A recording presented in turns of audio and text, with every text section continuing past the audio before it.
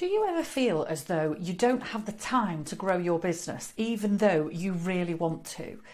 Do you feel in some ways as though you know that the potential is there, but somehow you can't find the time or the brain space or the clarity to actually focus on all of the brilliant ideas that you've got to make it happen? And does it sometimes feel like you're stuck in the rock and a hard place? So you haven't necessarily got the funds to bring in a load of support, but if you had more support, that would free up more time so you could bring in more business and you could make more money. And you end up in that perfect catch-22.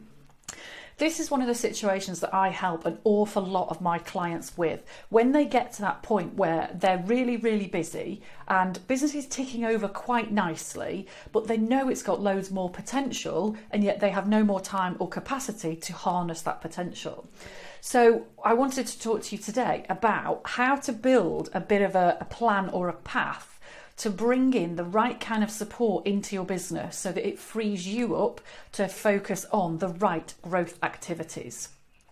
And the first suggestion I'm going to give you, which is one that I know many people absolutely hate, but it is spectacularly powerful and really, really informative, is to carry out a time log. So do this over the course of a week. I would say ideally 2 weeks, although not too many people manage to stick to this for 2 weeks.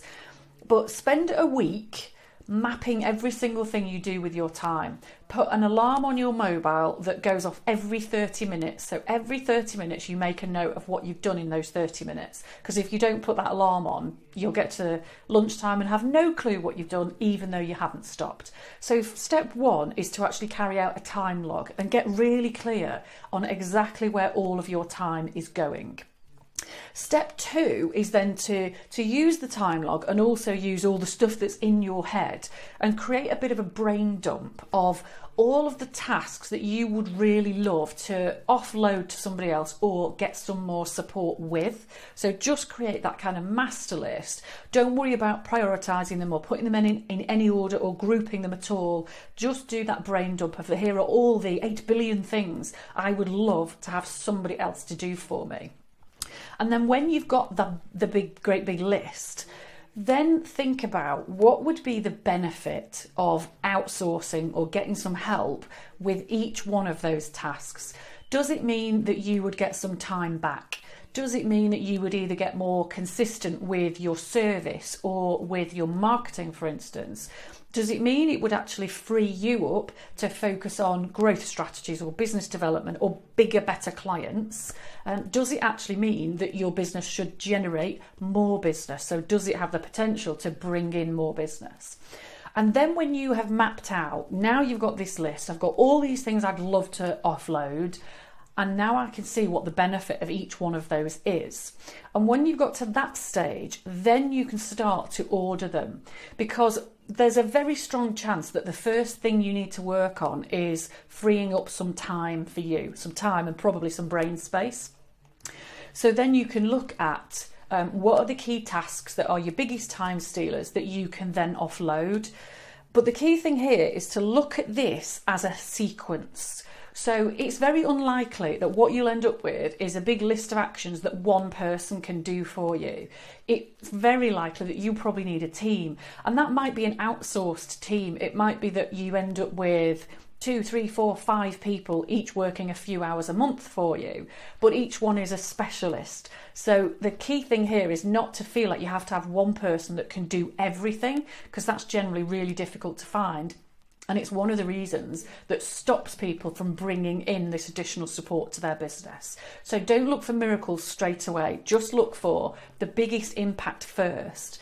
But then you should be able to map all of this into a bit of a sequence. So if you brought in, I don't know, let's say if the first person you brought in was a VA, that might free you up some time. Then perhaps you'd bring in a marketing person who would get you consistent in your marketing and start to bring in more leads. Then perhaps you might bring in an automation specialist or a technical person to work on your software.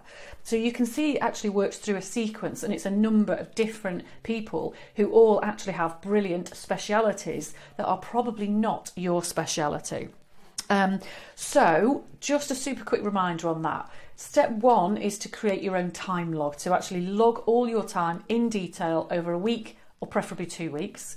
Step 2 is a brain dump of every task you would love somebody else to do for you. Step 3 is to map out the benefits of offloading or outsourcing or getting support for each one of those tasks. Step 4 then allows you to turn that into a sequence. So now you know exactly which are the first ones to focus on. And the fifth and crucial step here is when you then identify the first task or the first batch of tasks that you want to outsource or offload, that tells you exactly who you need. Whereas what typically happens is, I am too busy, I need to bring somebody in. Bob seems to be a fantastic VA, so I'll bring Bob in. People kind of bring in somebody who looks great. So you see a person and then you build a role around that person. Whereas what you really want to do is identify the exact skills, the exact person that you need, and then you go out and find that right person. Social media is a great place to do that, but that's your order. So time log, list, benefits, sequence, find the right person. So I hope that's been useful for you today, and perhaps given you a few ideas on how you can free up some of your time and some of your brain space so you can get really focused on growing your business and spending time on all those amazing ideas that generally are swirling around in your head and don't actually get to see the time of day. So I would love to hear your feedback in the comments, or reply to my email, or subscribe to the YouTube channel. And obviously please feel free to share this with anybody else who you think could benefit. Thank you.